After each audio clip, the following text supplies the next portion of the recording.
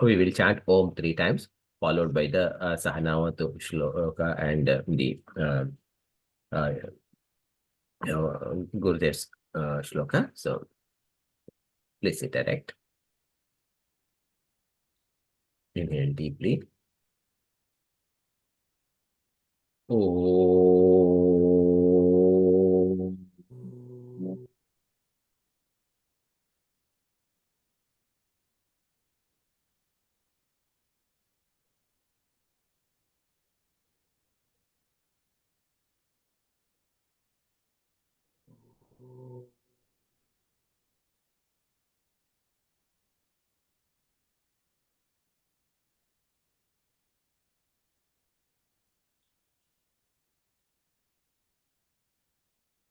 Om.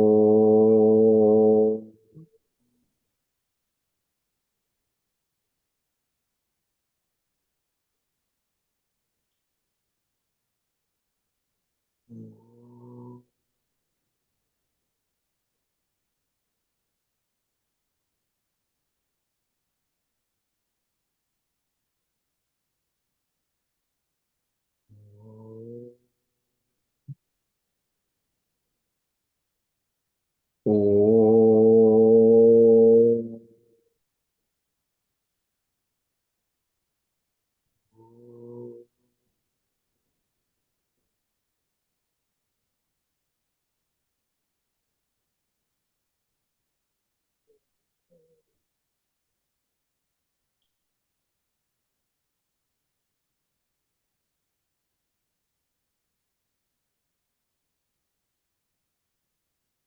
Om Sahana Vavatu Sahanao Bhunaktu Sahavyam Karavavahai Tejasvinavadhitamastu ma vidvishavahai.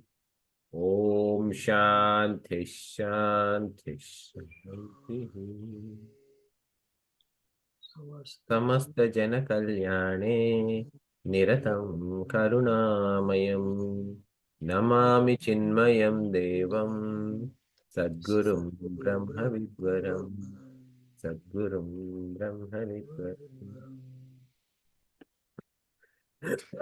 Welcome back, everyone.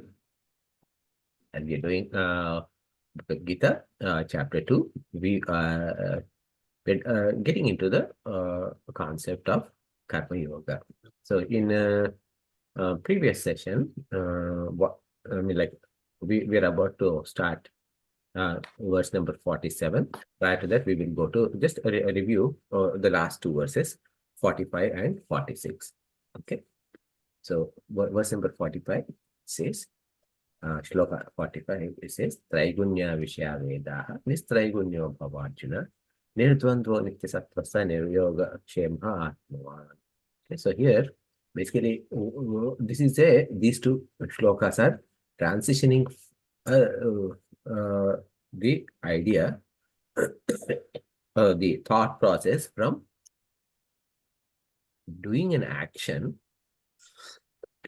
with the desire called Sakama Bhava into doing an action into Karma Yoga Bhava or Nishkama Bhava without desire. Okay. So in a prior shloka, it said Vyavasayika Atmika Buddhi Ekaha, meaning have one single point of thought, okay, with 100% determination, okay, and that is required for Nishkama Bhava, meaning or Karma Yoga Bhava. Now, what happened? Why is it so? Is because if when the mind, okay, here buddhi or manas, when mind is filled with desires, it cannot pick up the knowledge. So, for example, if you think, there is water. If the wood is wet, it cannot be lit. Even in a lamp, along with oil, if there's some water is mixed in, the wick cannot be lit. Okay. Instead, in the wick, it should be only oil. Okay. Even though both oil and water are liquid. So what it means is that in this analogy, oil is without desire, water is with desire.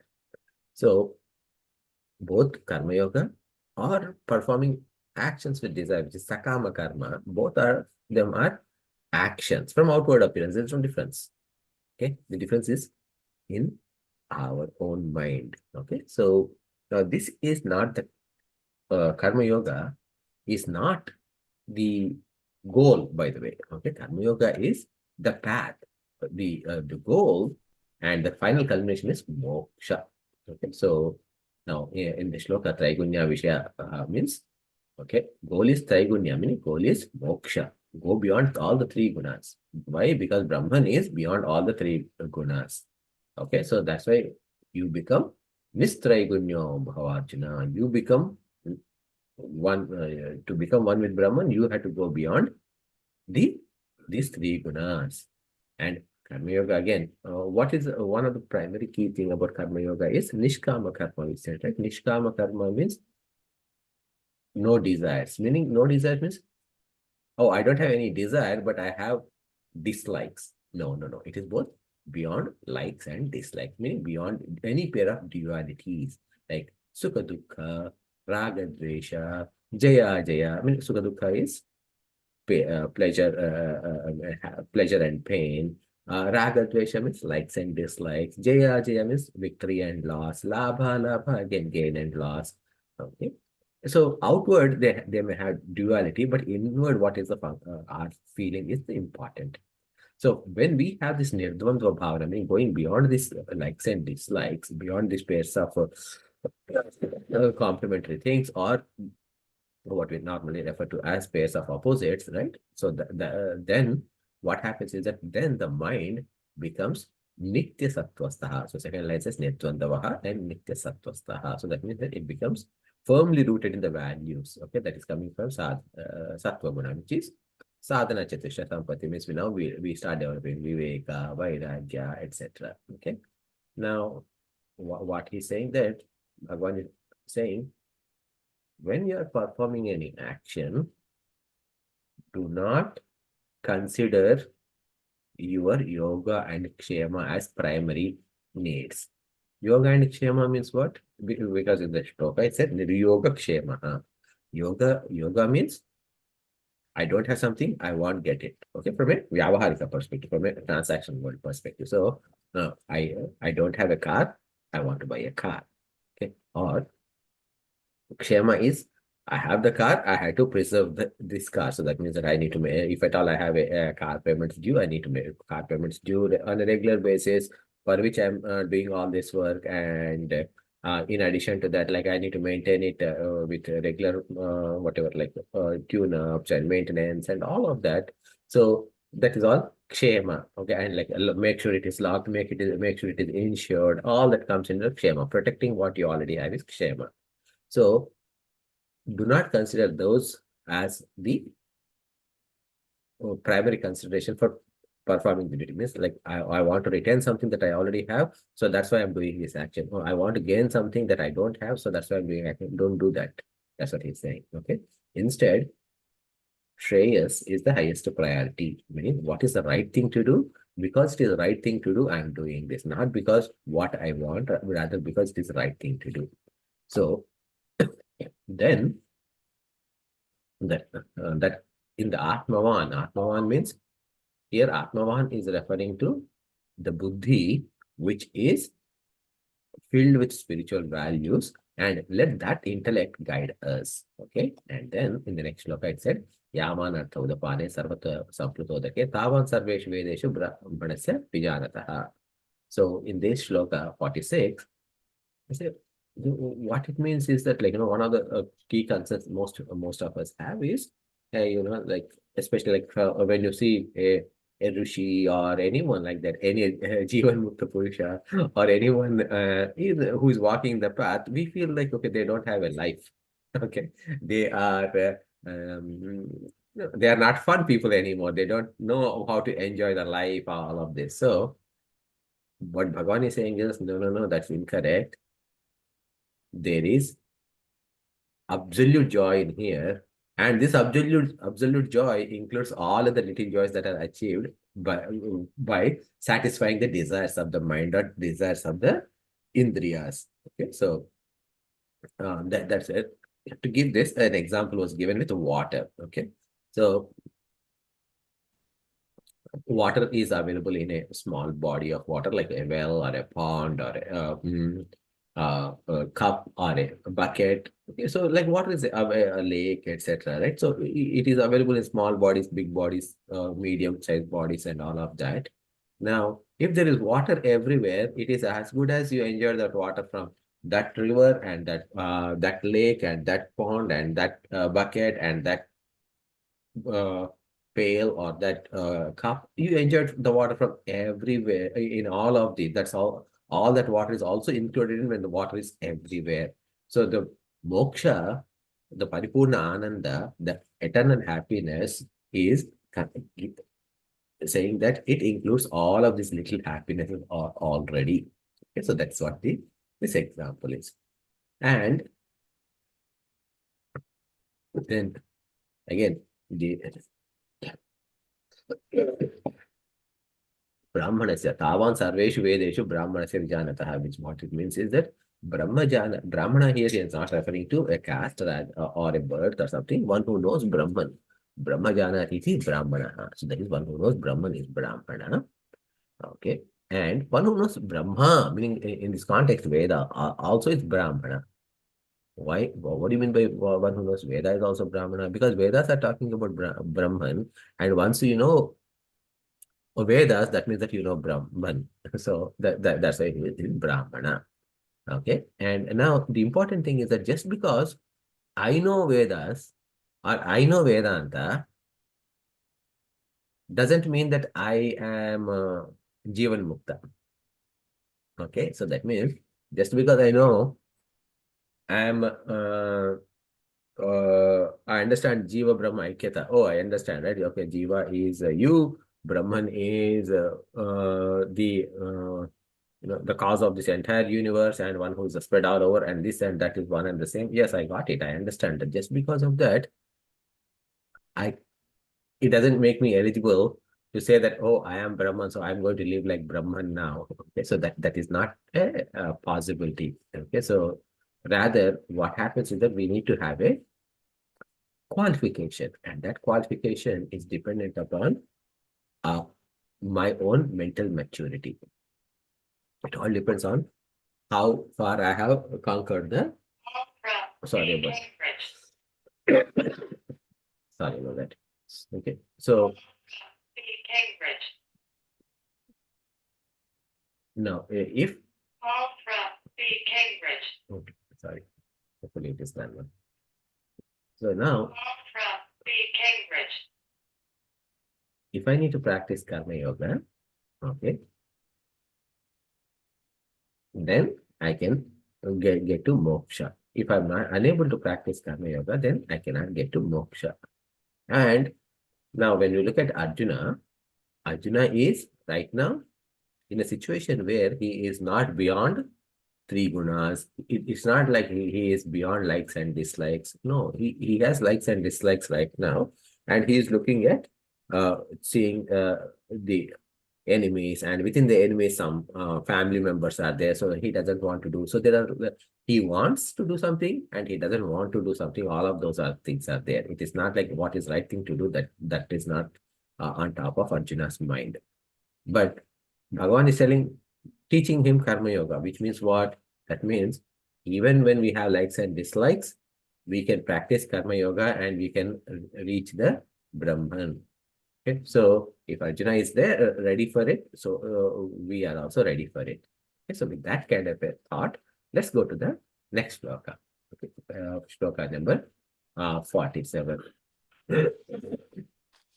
So this is probably the most famous shloka in the entire Bhagavad Gita. Okay, if at all there are like 3 or 4 shlokas that anybody can readily recognize, this is the first and foremost among them. Okay, so uh, okay. So what I'll do is that I will break down the words. Okay, so you can all chant afterwards, repeat after me together. Okay, first let me break down the words and then we will join them and then we will chant together. Okay, you'll repeat after me. Sorry. So the first word is karmanyevadhikaraste. So there are four words in them. Okay, it is a composite word made of four words. Karmani eva adhikaraha te. So that becomes karmani eva adhikaraha te becomes karmanyevadhikaraste. Okay, ma haleshu kadachan. Then ma. Okay. So there in the next word, okay, karma, phala, hetuhu, bhuhu, ma. Okay, so the five simple words are there in that composite word. Ma, karma, phala, hetuhu, bhuhu, ma. Together becomes karma, phala, hetur, bhuhu, ma. Te. Then another complicated word. It has three simple words. Sangaha astu akarmani. Sangaha astu akarmani becomes sangasto karmani. Okay. Sangasto karmani. So I will chant and all of you please repeat after me. Karmanyevadhikaraste. कर्मण्येवाधिकारस्ते Ma phaleshu kadachana. मा फलेषु कदाचन Ma karma phala heturbhuhu. मा कर्म फलहेतुर्भूः Ma te sangostva karmani. मा ते संगोत्सव कर्मणि. So here, Bhagwan. So in this, interestingly, when we chant any shloka, right? So interestingly, every shloka has got two lines, and usually each line is divided into two parts. We call as four padas. Okay, so that means four quarters or four parts are there in any of these shlokas. So, and interestingly, this shloka has each pada has got its own meaning. Okay, so so it is talking about it is making a different statement. Okay, so the first part is karmanyeva adhikaraste, meaning karmani eva adhikaraha te. That means te adhikaraha. Te adhikaraha means te means your. Okay, your.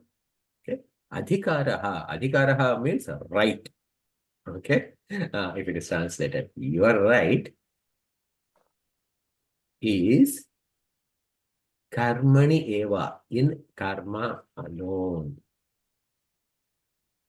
Okay, your right is in karma alone. So let me quickly share my screen. Okay, so first of all, okay, based on our last week's session, right? When we say karma here, is it referring to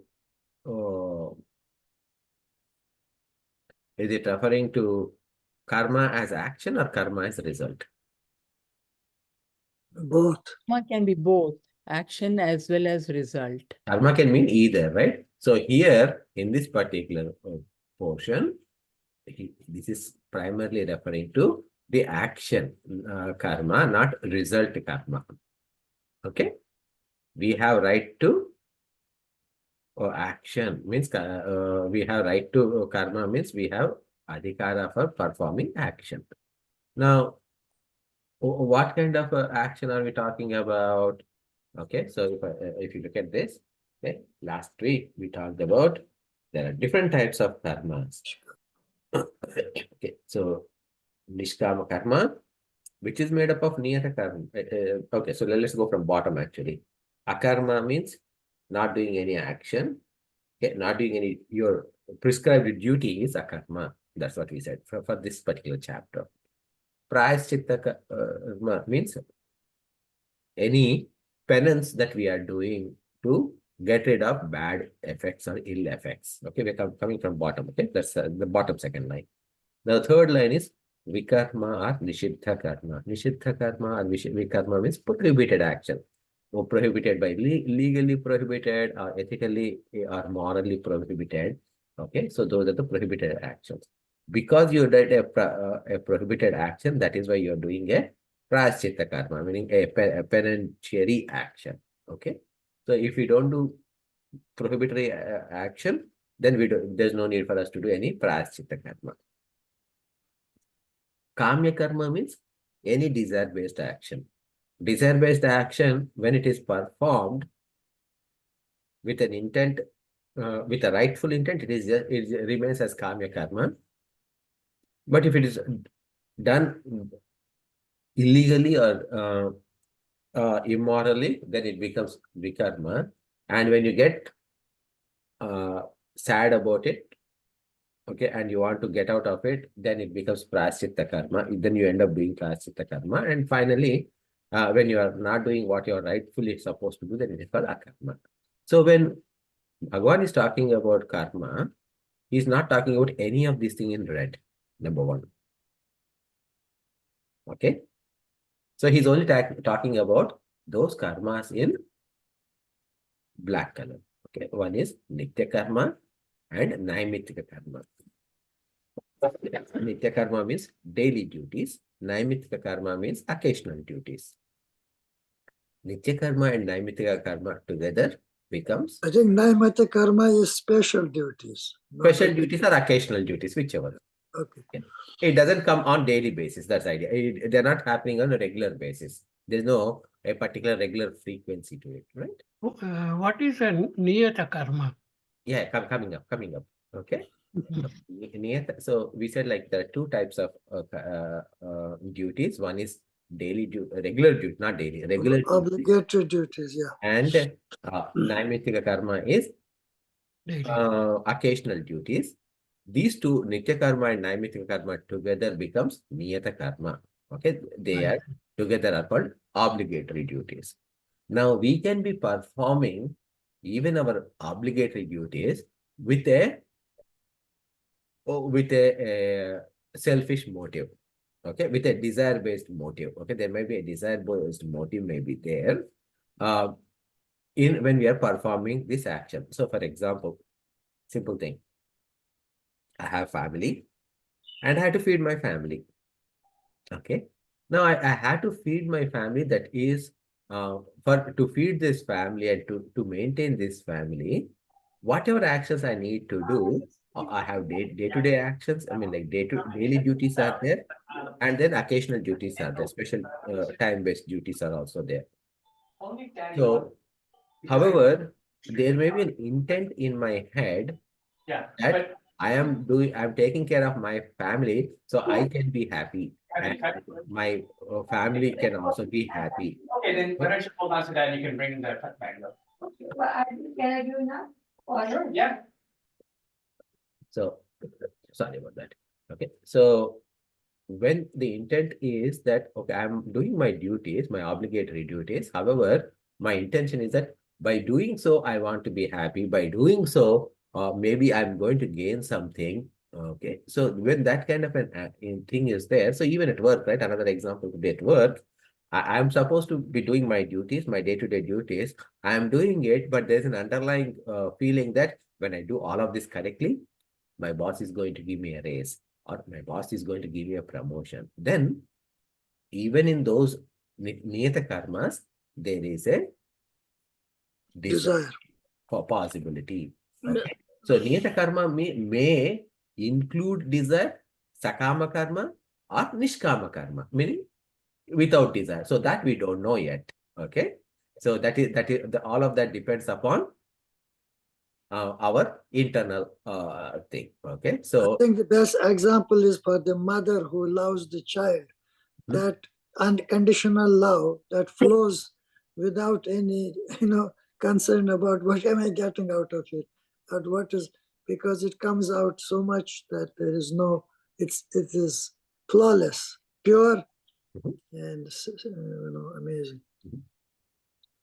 That is true, Chandji. So yeah, that's a very good example. But what happens is that later on, when we are studying Vedanta more and more, digging deeper and deeper, there come to a point where we understand that even the mother's love.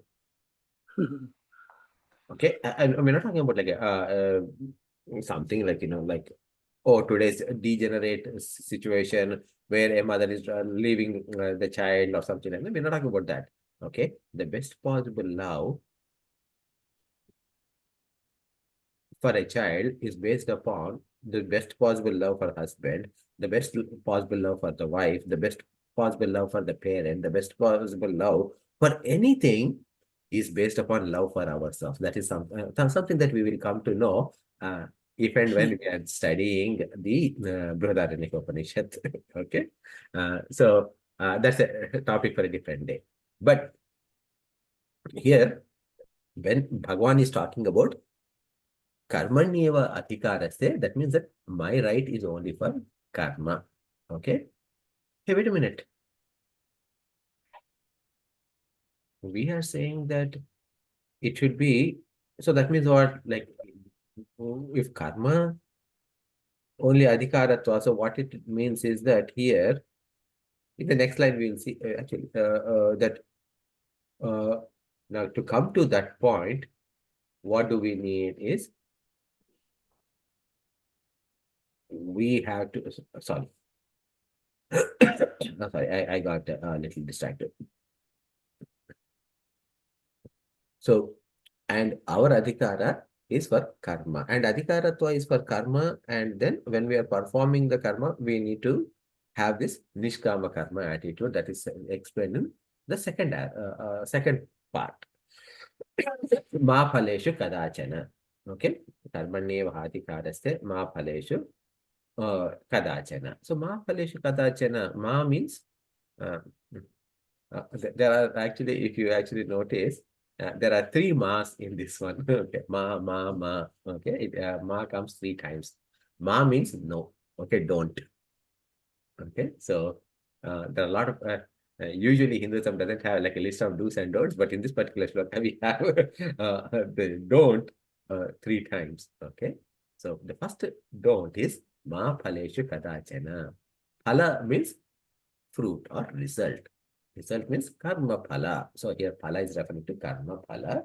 Kadachana. Meaning what? Your right is for action only. Your right is not for, so that your right is implied here in this. Okay. So our right is only to perform action. Our right is not to for the result. Okay. So our right is not for the result. It can be understood in several ways. Okay. So first of all, let's ask a question to ourselves. We are saying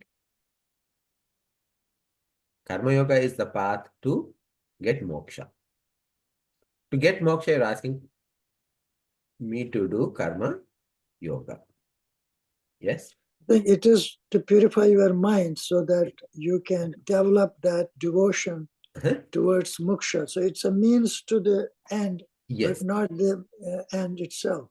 Yes. Now the question is, now is my desire to get moksha is not a desire? It Well, is. it is a desire, but it's a spiritual desire. It's a,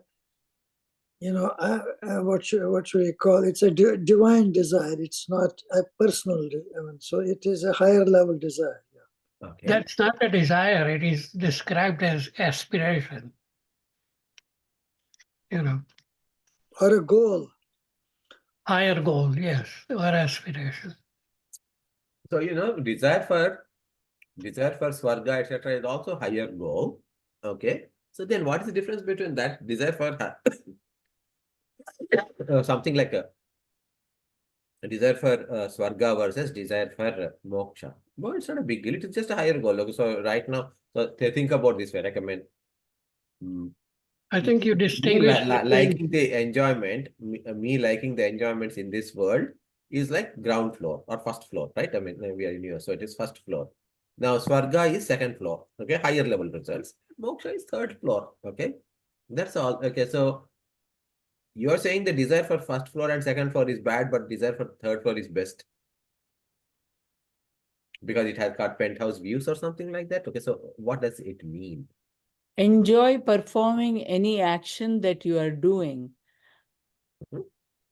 with the higher goal. And whatever action is there, you enjoy performing without that Mhm. without kind of Mhm. Selfless. selfless action, in other words. Okay. So here, I mean, like I'm trying to bring this devil's advocate point of view primarily because, see, what happens is that when I see, like I've never been to mm, Machu Picchu. Okay, I never been to Machu Picchu, but people who have been there, they had like wonderful things to tell me about. Okay, We went in November. I made it. congratulations. I was able to go to Cusco and Machu Picchu. In spite of my low oxygen levels, but there was determination. The kids were with me. They inspired me to keep going, going. Mhm. And my oxygen went to 89. I was feeling foggy, confused for a few minutes, but I rebounded. But it was a close call, but that's okay. I can share that experience. That's okay. Go ahead. Did you enjoy that? Oh, it was beautiful. Okay. I think, this good old the history that tells them Mhm. they used to worship sun, and I think that's how we worship, and that's the main, how the soul systems are together in this. Yeah. So now there's another data point for me that even though I did not experience Machu Picchu by myself, I have direct connection with so many people who have experienced Machu Picchu. Okay, first-hand information. Then I have seen some videos here and there. I have seen probably something else somewhere else. I read about it, etc. But this moksha thing, I don't know about it. Okay. So now you are saying that what is concrete that experience of Machu Picchu or this or that? Okay. So like something which is in this world is bad. Having desire is bad for those things. And having desire for something like, where somewhere up, where like I did not meet anybody who has been there and telling me that, oh, okay, I experienced this. Okay. And that is the best thing. Okay. So this kind of a question will come. Okay, so the answer is that desire for moksha or moksha ichcha, first of all, it is not a desire. Okay, that is the main point. Okay, moksha ichcha is not a desire for moksha is not a desire simply because uh, think about this. Mm, I don't have $1 million, so I want $1 million. That's the desire. Okay, so this is a Sharpie. Okay, Sharpie pen. And this Sharpie pen is mine. Okay. Now, I lost the Sharpie pen somewhere and I'm searching for this. Okay. I know it is here. Okay. I'm just looking for this. When I'm searching for this, I'm not trying to gain something that I don't have. Okay. I'm only trying to find something that I already have. Okay. So this is what we call as prapyasya prapti, meaning I'm trying to attain what I have already owned or attained. Okay. So moksha, when we're talking about, that is my natural state, which is kind of covered right now, and I'm trying to get to that natural state. So because of that, it is not considered as a desire. Okay. So this is one important aspect. Okay. Why are we talking about this particular question is, if Bhagavan is saying, Karmanyeva adhikaraste ma phaleshu kadachana, and this Karma Yoga is the path to get to moksha, then going to moksha is its desire or not? No, it is not. Okay, that is not. Now, from a worldly point of view, ma phaleshu kadachana, don't expect any result. Now, even a Someone who has low intellect will not do anything without something in return. Okay. So now, why, if that is the case, if that is our natural attitude, how can you say don't expect results? Even in karma phala, I mean, sorry, even in this karma yoga path, I want to gain something, as in, like, like my chitta shuddhi, is it happening or not? What at all? Again, those kind of questions may have in my mind. Okay, am I progressing or not? How much did I progress in last 1 year? How much did I do? So this kind of comparison I need to understand. Okay, so now, and if you look at, forget about spirituality, right? Outside of spirituality, can I go to work and say, like, okay, my boss is not going to pay me. I don't care about, like, whether he pays or not. I just need to do work. Is this what Karma Yoga teaching? These are all the questions are there. So here the important thing is that Puja Guruji Swami Tejomanandaji says that this Ma Phaleshu Kadachana is not meant to say don't expect any results. No. Okay. But performing duty is our responsibility, of course. So there should not be any expectations. However, the mind is going to keep hankering for this recognition and results. Okay. So I understand that when I perform this action, I will get a result. Okay. Now, what I don't know is what kind of result I will get. Okay. Now, while performing my action, if my mind is hankering about a particular outcome, then my mind capacity is this much. And a good chunk, okay, whether a small chunk or a big chunk, whether it is 2% or 20% or 90% of the mind is occupied about attaining a particular result. What happens is that my mind's availability to perform the action is reduced. Okay. Because of that, my performance will go down. When the performance goes down, the quality of the result also goes down. Okay. So what is happening is that the interesting thing is that as long as I have I'm looking for a particular outcome, the possibility of me getting to that outcome is difficult. But on the other hand, if I'm looking for, I'm performing this action, when my focus is on the action, getting that result is more, the probability of getting that result is more high. So this, especially like in the sports, etc., this principle is thoroughly used, especially in professional sports, etc. Don't look at the scoreboard. Don't look at that. Okay, just focus on what you need to do. Focus on what you call, like, okay, if it is Tennis, 1 point at a time. yeah, I one point at a time. Or other example is don't compete with other people in the studies. Like that's a classic example, because you're wasting your time worrying about what are the other people doing and taking away your time for yourself.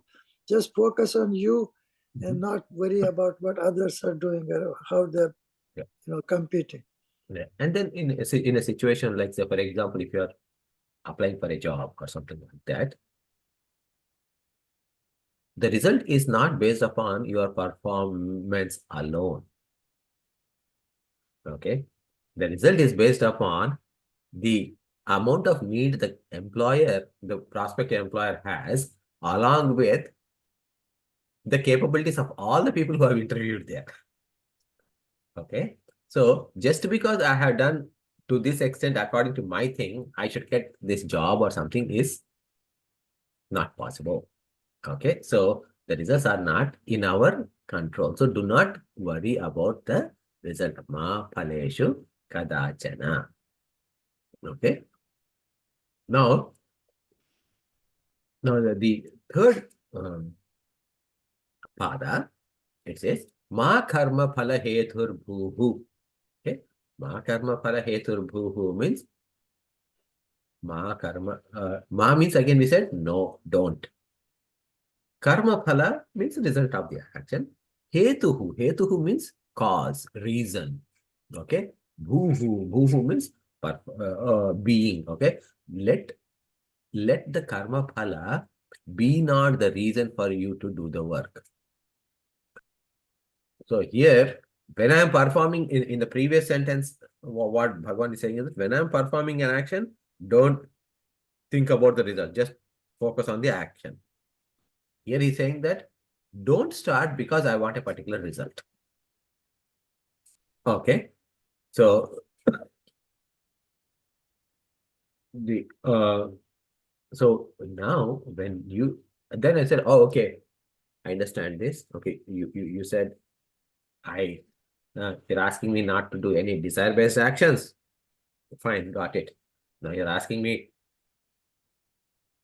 not to expect results when I'm doing karmas. Okay. And then you're also saying that I don't have a right for the results, any results, and I should not start doing any action for a particular result.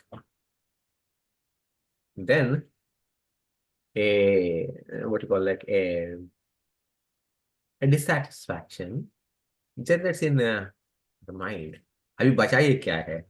चलो यार मैं कुछ नहीं करूंगा. I don't want to do anything. I just sit. Okay, I'm not going to do anything. Okay, so you're asking me what I like. You're asking me not to do. Okay, what I should be doing, you're asking me to do, but don't expect any result. Even the glimmer of hope I had, you're removing it. So then I won't do anything. Okay, Bhagavan is saying no. Even that is not allowed.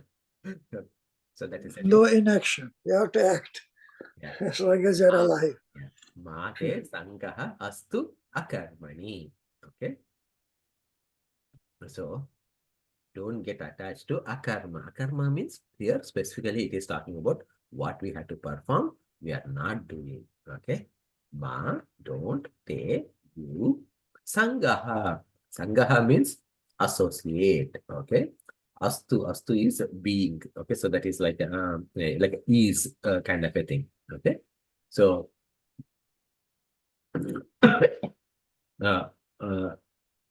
to akarmani. Okay. Akarmani means not performing the result. Okay, so do not do that either. Okay, so here one is saying do not do. If you need to break it into 4 parts, right? Don't sit around and not neglect your duties. Number 1. Performing. Don't start a duty just because you want a particular result. Number 2. And you are right. And when you started work, your right is only to perform the action and not for the result of the action. These are the 4 instructions that are given in this Karma Yoga. And again, all the Karma Yoga that is talking about only duties alone. Okay. So I'll pause and see like if we have any thoughts or any additional inputs. No, the other part, I don't know if it is here or later on, he emphasizes that you have to focus on the present and without any agitation or restlessness and not worrying about what happened in the past. I mean, what we call the regrets of the past and anxieties of the future. The focus should be here and now without current agitation or hyperactivity. So we have to be calm and we have to let go of the past and not worry about the future and stay here and where we are. And then the results will come, obviously. If we have put our best effort, we have put our best, then leave it to God. Whatever phala you get, you take it as a prasad and don't worry about it. But even if it is not positive result, don't give up, keep trying again. And, as long as our intent is correct, our action will come out well. And as long as we have removed all other factors that we have been talking about. That I'm not gaining anything for myself, but I have to do my duty, and it's because that's my No, dharma. I think dharma is the other word that comes along with this. Duty and dharma go together. Yes, very nicely put, Chanji, is that if you look at the, if you break the time, right, we can divide time as past, present, and future. Okay, results are always coming in future. Performing action is right now. Okay, so I cannot modify the result by going to future. So when I'm thinking about the future, again, like as we just talked about before, are the availability of mind to perform the current action in hand reduces. And again, as you mentioned, similarly, while performing this, if you are thinking about, like, oh, I should have done this, I should have prepared better, etc., then again, mind is occupying with bitterness or things that woulda, shoulda, coulda kind of a things, right? So that is again cutting down the availability of the mind for the present action. So, okay, when we are performing the action, that is the only time when we can perform the action. We cannot perform that particular action after the action is complete. Okay. Only when we are doing that action alone, in the present moment alone, we can perform the action. We cannot perform things in future. We cannot perform in past. So focusing on the present is most essential, and we have right. So again, like based on what you're saying, you can also say that karmani eva adhikaraha te ma phaleshu kadachana can also, meaning like you only have right for action, not for result, can also be said as you have right for your present moment, but not for future. Okay. So whatever you can do, you can only do in the present moment. You cannot do in future or past. So just focus on the present moment. That is definitely another good thing. Okay. So yeah, I read there is no word hope in Shastra. There is no hope or future. That doesn't exist. Everything is here and now, moment to moment. We used to call it in psychological terms, moment to moment existence. So you live in the moment and think in the moment, and don't whatever is gone is gone. Past is history, future is mystery. Stay in the present. That's the nice. Past is history, future is mystery. I like that. Okay, nice. I know it is. We still have 7 more minutes. So, but instead of starting the next shloka today, we will meet next week. Is it okay if we Yeah. close little early? Yeah. sure. I think Because I don't want to it's a like good do half the shloka. very popular one.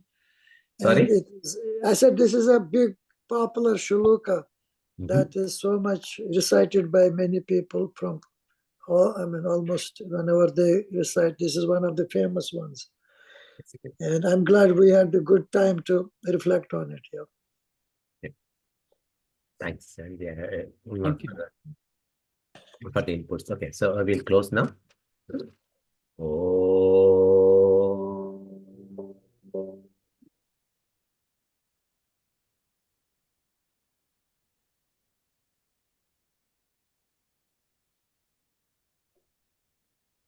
पूर्णमदः पूर्णमिदं पूर्णात् पूर्णमुदच्यते पूर्णस्य पूर्णमादाय पूर्णमेवावशिष्यते ॐ शान्ति शान्ति शान्तिः हरिः ॐ श्रीगुरुभ्यो नमः हरिः ॐ Well, I hope you